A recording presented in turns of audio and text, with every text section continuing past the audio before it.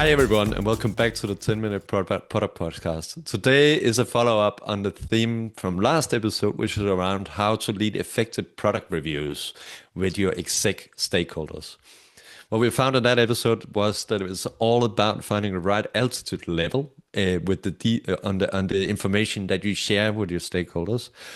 But today we want to cover what happens outside the product review meeting, which is, in effect, how do you establish a strong link with what you're doing on Product Island to what you're doing on the company mainland, in effect? So how do you link your product strategy to the company strategy? And Christian, what's your take on this? Surprisingly, I have thoughts. And for me, the product strategy has to go somewhere, right? It has to go to a certain place that you want to achieve. And so for me, the stack, if you will, is company vision, company mission, however many you have, right? Layers above. But then what becomes important is company goals. What are the actual goals of the company? And not just in general. I find that's where there's a lot of gaps usually, but company goals, general goals and goals this quarter, goals this year, and what is the strategy that the company currently has to achieve these goals. And then you can plug in product strategy and product vision, product strategy, and ultimately you go down to product roadmap. So your roadmap, if you will, for me, is the bottom of the stack of it will do things to achieve the strategic goals. These strategic goals want to, deliver the company's results for the vision of your product, the business goals, and ultimately the vision of the company. So it all has to attach, in my opinion. Every time you see detachments on these, misalignments between the different layers, you can have as nice a product review as you want. You can prepare like crazy. You will not respond to the actual challenges or questions, and there will be a feeling of disconnect. I think that's my short take on this. So, It is. and as we discussed, Christian, there is examples where you will find that the company strategy is there on a directional level, but the company strategy lacks measurable outcomes, which is critical, right? So in many cases, actually, you kind of have to lean into that to facilitate that the company strategy links to measurable outcomes. And I know, Christian, you got a good case that you kind of wanted to share that it links Yes, to that. I think the outcomes are the glue that brings everything together. I had a case where that was very interesting. The company had a hard time to build the roadmap, so they kept having roadmaps that were unsatisfactory. Sales didn't like the roadmap. Product wasn't happy with their own roadmap. They thought it was a bit jumbled together. Support thought, well, our clients are asking for a clear vision, and this is like a list of stuff. CEO wasn't happy because everybody else wasn't happy, so everybody wasn't happy. So then I talked to them, and they asked me, can you help us to sort of iron this out? And I realized that everybody, after a few hours of talking, everybody had a different goal of what they thought was the direction the company should take, and of what they thought is a criteria for the company to follow, to measure against. And so I ended up, after thinking, doing a workshop not to prioritize roadmaps, but to try to prioritize the criteria they use to prioritize roadmaps. So I went a step over this. I used, brainstorm techniques with voting dots and with bring everything out, first of all, broadly on post-its.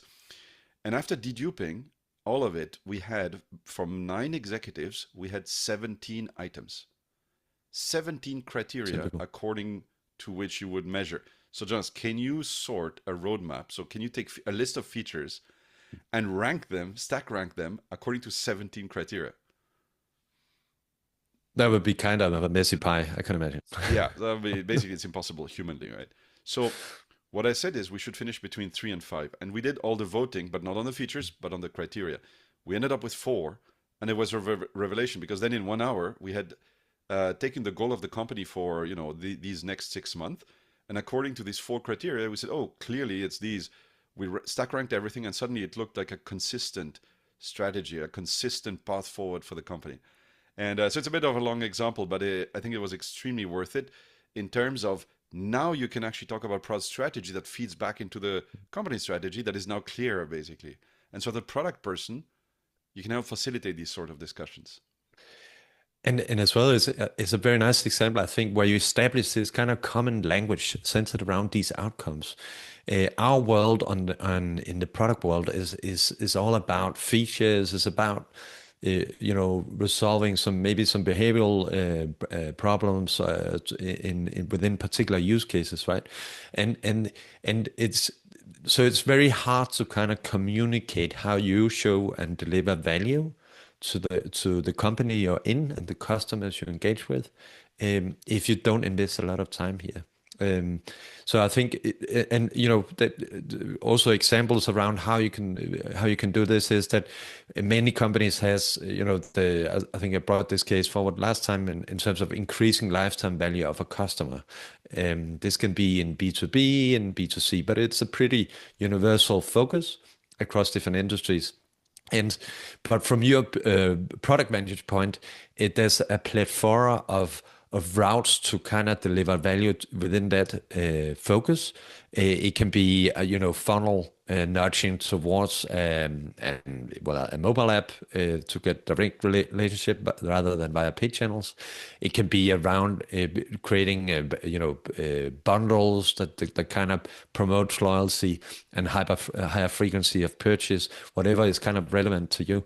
But the point is that it gives you a way when there is this kind of shared outcome focus to kind of link uh, quite diverse activities and priorities on your roadmaps towards this goal, right? So it's absolutely key in your way of communicating and Yeah. securing buy-in that you take this and invest the time here, and you are actively also supporting the business on the company side. I think I really like that because that's exactly the experience I had, which if it's not clear, if the numbers are not clear, if it's not actually metrics and measured and expectations, you don't know where you stand. And what I find this so important that I like to even define numbers ahead of time generally and say what is the expected outcome. Can you guess what the expected outcome will be? Of course not. But can you try to calculate it? You can. And you say, we'll have, we need 200 customers after 2 years. That's our break even point, let's say. And so we want to have at least 200. So then you can backtrack and you can say, oh, great. So after 3 months, how many do we need? After 6 months, how many do we need? And so to me, it's not about whether we were right or not. It's about a tool to decide. So if you measure the outcomes that you have along the way, you can make decisions. You can say, "Hey, doubled our calculated results. We should double down on this. We underestimate." Or you say, "Oh, we're at like 20% of what we were thinking we would get. We had no idea, but the fact that we're at 20% means either we made a mistake in the implementation, or our theory was wrong, or the product just doesn't fit. So in any case, we have to go investigate." And so I think the metrics everywhere at every level give you decisions that you can do, and then you can go to our last episode to a product review and say, we are now tracking at double the numbers that had calculated. Let's do something. Or you say, we're tracking at 20%. What should we do? Here's 3 suggestions. And so this gives you, I think, the decisions instead of being in meetings where you then go, what should we do? We're not sure. What about the next 6 months? We're unclear.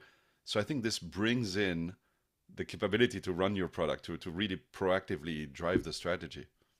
And it also is the key difference between being the much dreaded feature factory, where you output stuff that doesn't link to concrete value, versus being a value driving part of the organization, both on the product side, but also other priorities, right? Yeah. So, but it implies as well that you inside your organization, you do the homework, you do the conduct the mappings across workflows or jobs to be done, whatever you taxonomy you use.